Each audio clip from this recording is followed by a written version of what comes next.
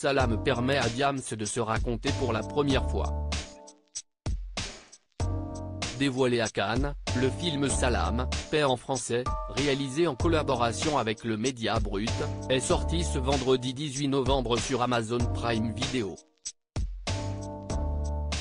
Un documentaire bouleversant permettant de retracer le parcours de l'interprète de la boulette qui a marqué toute une génération, au début des années 2000. Un succès fulgurant que Mélanie Georgiades, son vrai nom, a bien eu du mal à gérer. Mal dans sa peau, l'artiste souffrait en silence et se nourrissait alors de son mal-être pour écrire ses textes. Dans ce film, on peut notamment entendre les témoignages difficiles de ses proches parmi lesquels Vita ou encore son ancienne manageuse Nicole, au sujet de ses tentatives de suicide, et scarification. Et puis il y a eu l'après. Ce moment où après avoir connu l'euphorie d'une carrière qui grimpe en flèche, les millions d'albums vendus et les salles pleines, elle décide en 2010 de tout arrêter. Convertie à l'islam, elle apparaît alors voilée à la sortie d'une mosquée, des photos prises à son insu et publiées dans Paris Match.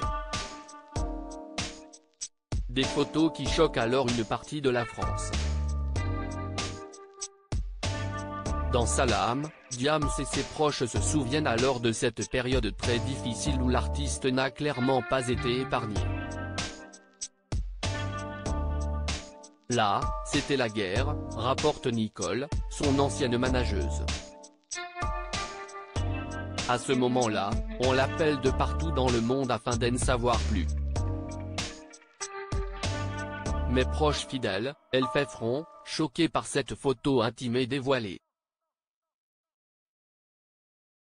Un signe de folie pour certains de ses détracteurs, il s'agit là d'un acte de folie. Benjamin Ifra, producteur, s'exprime sur le sujet dans le documentaire.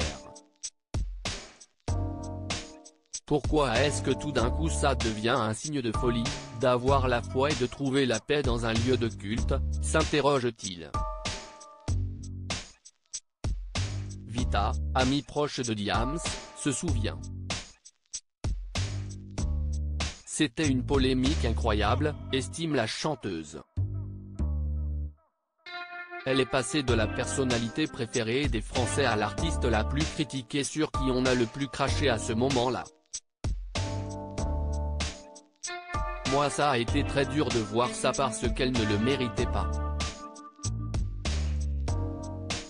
Je pense qu'elle a eu beaucoup de mal à ce moment-là à sortir la tête de l'eau et à accepter cette situation.